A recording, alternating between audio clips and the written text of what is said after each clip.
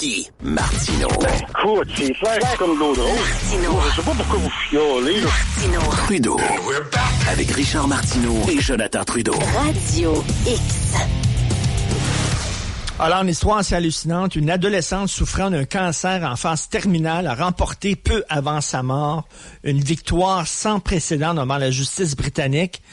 Elle a le droit d'être cryogénisée, c'est-à-dire d'être congelée dans l'espoir que la médecine du futur puisse la ressusciter et la soigner. Donc, il te congèle, puis là, en espérant que dans 10 ans, 20 ans, 30 ans, il trouve un remède à ta maladie. Là, il te décongèle, puis il t'administre ce remède-là. Écoute, c'est tellement une nouvelle qui est surprenante à lire que, tu sais, on a développé un peu le réflexe quand on lit une nouvelle qui nous fait faire un saut de regarder en haut.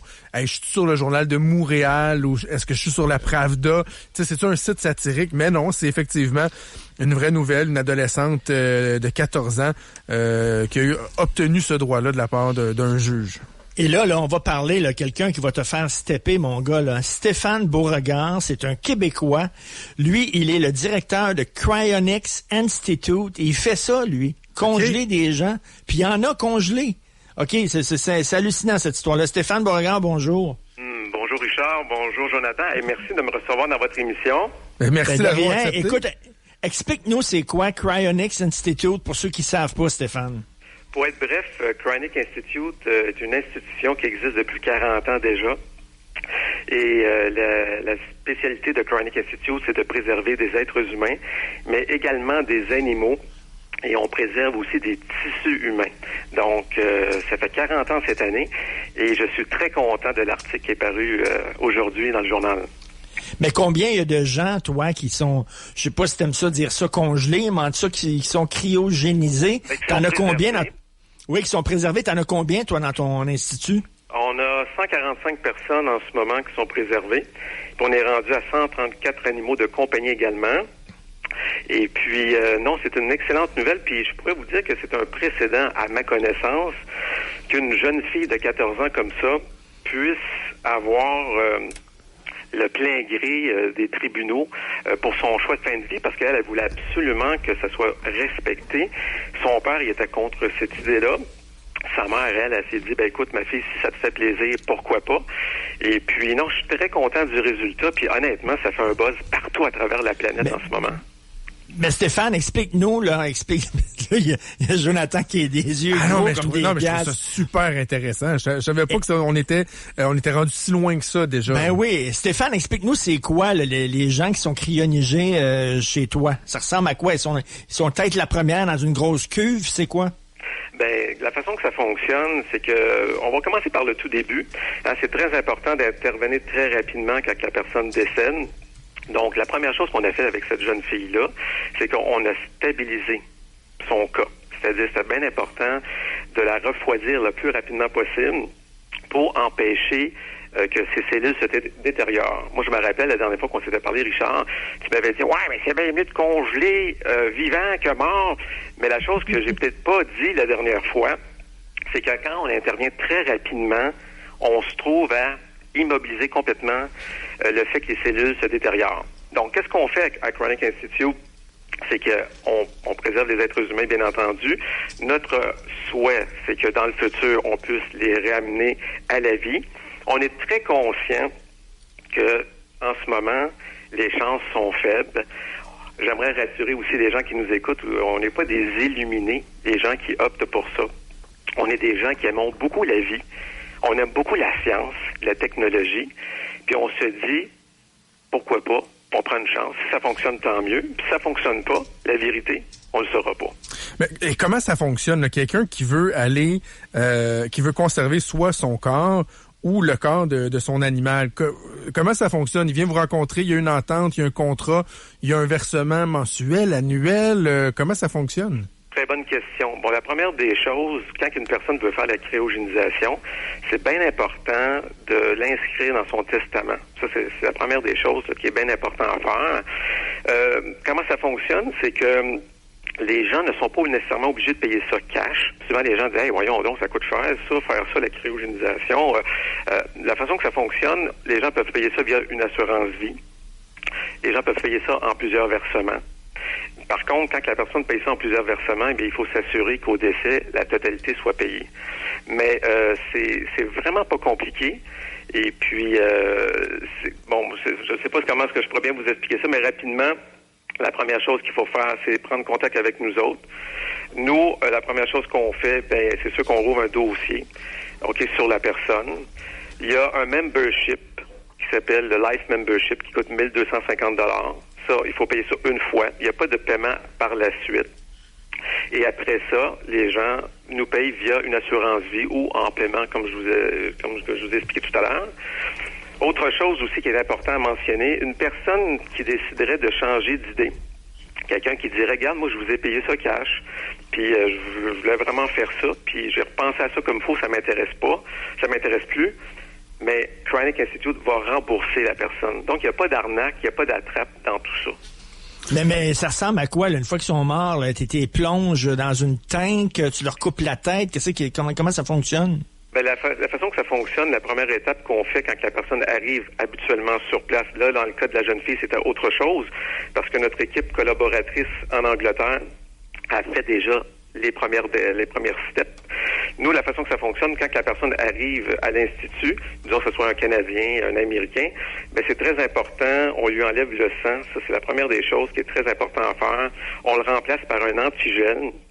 Après ça, la personne, on la plonge dans une étape. OK, il y a une première étape, il y a un genre de congélateur que pour vous expliquer pour que les gens comprennent bien, qu'il y a une étape pour atteindre le moins 196 degrés. Donc, ça se fait pas en 2-3 minutes, ça. Ça prend 5 jours avant qu'on réussisse à atteindre le degré optimal. Et on plonge la personne la tête en bas, les pieds dans les airs, puis les gens me posent souvent la question, pourquoi que c'est fait comme ça? C'est advenant qu'il arriverait un problème puis que l'azote liquide se mettrait à descendre. C'est pas trop grave, les pieds, parce que c'est surtout la tête qu'il faut préserver. C'est ça qui fait notre identité à nous tous. Et là, une question qui me vient en tête, M. Beauregard, est-ce qu'il y en a qui demandent à retourner voir l'être cher? C'est-à-dire que les gens reviennent, mais le problème, c'est qu'on peut pas leur montrer parce que les gens sont à l'intérieur des réservoirs. Il n'y a pas de miroir là, de vitre. Il n'y a pas de miroir. Puis autre chose aussi, c'est pour une question de sécurité. Disons que Richard se fait préserver, puis disons qu'il y aurait quelqu'un qui lui en veut, puis ça pourrait peut-être arriver, puis qui dirait dans quel tank qui se trouve Richard. Nous, on veut garder ça vraiment privé. Donc la personne ne peut pas savoir dans quel réservoir se trouve nécessairement la personne. Donc c'est quand même intime, c'est privé, puis à quelque part c'est confidentiel. Comme pour revenir à la jeune fille, je peux pas nommer son nom, parce que le souhait de la jeune fille puis de la famille, c'est-à-dire du côté de la mère, c'est qu'on n'en parle pas de qui elle est exactement. Mais là, il y a un auditeur qui dit, quand vous leur enlevez le sang, ils sont morts. Là, ils sont pas vivants, là, ils sont morts. Non, c'est ça. Donc, quand on enlève le sang, la personne est décédée, puis là, on le remplace par le cryoprotecteur. Mais c'est bien important que vous sachiez. On peut pas ressusciter des morts. Attends, ça c'est une autre question. Je vais juste finir par répondre à l'autre question. C'est sûr que quand on intervient très rapidement, on diminue le fait que les cellules soient abîmées. Est-ce qu'on va ramener les morts dans le futur? Peut-être que oui, puis peut-être que non. Mais on croit fortement qu'on va y arriver. Puis si on regarde les 100 dernières années, on a réussi à faire des choses vraiment invraisemblables. On peut parler des transplantations cardiaques, par exemple, les embryons. Il y a énormément de choses qu'on faisait pas dans le passé qu'on peut faire aujourd'hui. Mais c'est sûr, ramener une personne décédée, c'est un gros défi. Mais en même temps, moi, je me dis, on n'a absolument rien à perdre. On est combien de personnes qui nous écoutent aujourd'hui, qu'on aime la vie, puis qu'on perd des personnes qu'on aime vraiment beaucoup? Il me semble qu'on n'a absolument rien à perdre. Puis dans le cas de la jeune fille, elle a juste 14 ans. Qu'est-ce qu'elle a à perdre de l'essayer, dans le fond? Mais je comprends vraiment comment est-ce que les gens peuvent penser, parce que moi aussi, avant d'opter pour la cryogénisation, je peux vous dire que la majorité des questions que vous avez, je les avais tous. Même, j'étais encore plus critique, je pense, que vous autres. Moi, c'était, voyons donc, c'est une attrape, voyons donc, c'est les naïfs qui font ça. Puis, j'étais vraiment très catégorique. Mais c'est à force de m'informer, puis en m'intéressant au sujet, que je me suis dit, tabarouette, c'est donc intéressant. Mais, vous savez, tout ce qui est nouveau, les gens sont très réfractaires à tout ça. Ça soit n'importe quelle technologie, on est toujours un petit peu du genre à critiquer à outrance, puis à un moment donné, ça devient courant. Peut-être dans 50 ans, ça va fonctionner, puis peut-être ça fonctionnera pas. Mais moi, je pense que la cryogénisation, on doit voir ça positivement, puis on va en parler de plus en plus. Là, ça fait le buzz à travers la planète. Moi, je reçois des messages de partout à travers le monde en ce moment, de l'Australie, j'en ai reçu d'Égypte, de la Nouvelle-Zélande. Tout le monde parle de ça. Donc, à quelque part, je suis vraiment content parce que je me rappelle, il y a à peu près 15-20 ans, quand je pensais déjà à cette option-là, ben, je me disais, mon Dieu, hey, c'est tellement spécial. Avant que les gens, ça leur rentre dans la tête. Puis là, on commence à en parler de plus en plus. Grâce à quoi? Mais grâce à des journalistes comme vous autres qui osent en parler puis partager avec les auditeurs.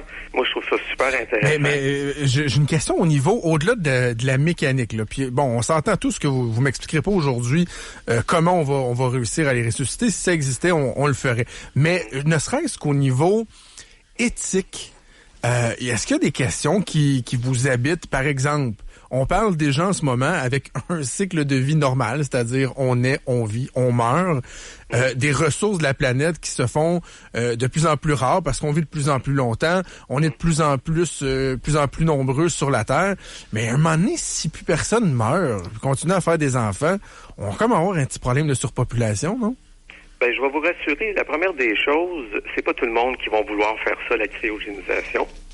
Deuxième des affaires, là, on parle avec une réflexion de 2016. On parle pas avec une réflexion du futur. Donc, on parle au niveau de la Terre. On parle pas des planètes qui vont être habitables dans le futur. On parle pas aussi que les gens vont être de plus en plus conscientisés par une alimentation végétalienne, sans faire de débat avec ça, la consommation de viande, puis tout ça. Il y a tout un changement qui est en train de se faire en ce moment. Il y a des prises de conscience. On parle qu'on peut pas nourrir correctement la planète. Si je vous dirais les chiffres en tonnes de bonne nourriture qu'on jette par année juste au Québec dans les supermarchés, parce que la date, elle approche la date limite, je pense que c'est juste une question de structuration. Et puis moi, je crois que tout peut être possible. C'est sûr que ça serait peut-être... Mais là, c'est un pari que vous faites dans l'avenir, en espérant que, bon, dans l'avenir, on puisse ressusciter des morts. Mais actuellement, dans l'état de nos connaissances en sciences, c'est impossible. Quand t'es mort.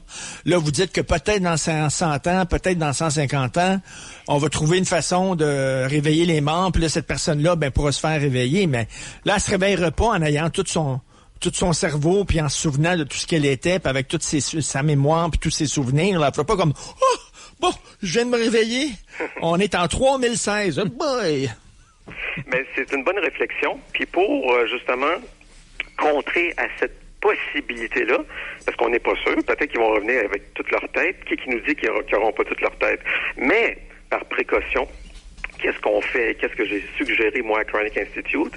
C'est que on garde en mémoire, on s'est ouvert comme des fichiers, si on veut, là, pour vous expliquer rapidement, nos saveurs préférées, nos aliments préférés, nos artistes préférés, nos couleurs, tout ce qui nous entoure, nos voyages, nos vidéos, justement pour nous aider, si jamais, dans le futur, il tente de nous réanimer. Puis là, il dit, ben regarde, mais dis donc, Richard Martineau, ses oreilles, il va peut-être reconnaître sa voix.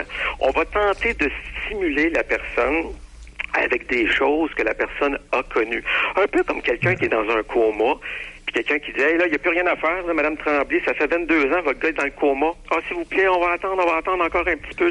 Docteur, on va attendre un petit peu. Puis en fin de compte, en lui parlant dans les oreilles, en le stimulant, à un moment donné, il se réveille contre toute attente. Si on regarde les 50 dernières années, la majorité des prédictions qui ont été faites par des experts, des soi-disant experts, ils se sont pratiquement toujours trompés. Puis si je prends énumérer plusieurs, là, exemples. Moi, je pense que faut voir ça positif, il faut respecter les gens qui veulent absolument rien savoir de ça.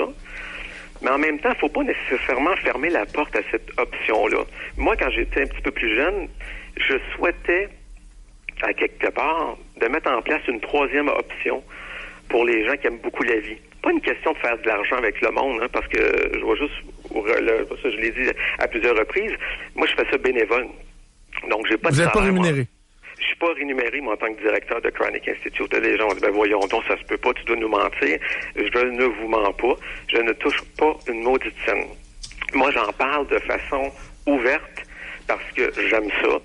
Je rencontre de nombreuses personnes qui sont merveilleuses, puis je me dis, si je peux, durant mon vivant, parler de quelque chose qui me passionne, qui peut être une belle possibilité, j'en parle. En terminant, M. Beauregard, parce que le temps file, juste deux petites précisions. Premièrement, rappelez, là, parce qu'il y a beaucoup de gens qui nous demandent ça, vous avez parlé d'un 1200 quelques dollars.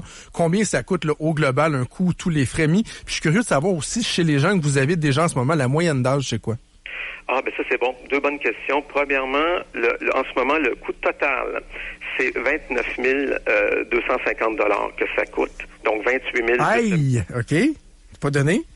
Non, c'est pas donné, mais quand je pense aux gens qui dépensent entre 500 et 700 $ au Canada en billets de loterie par année, dans l'espoir de gagner à la loterie, puis si on calcule sur un espoir d'une période de 40 ans, ça fait longtemps qu'ils auraient payé leur cryogénisation, mais pour acheter des billets, pour gagner 10 piastres de temps en temps, ça, ils sont bien d'accord.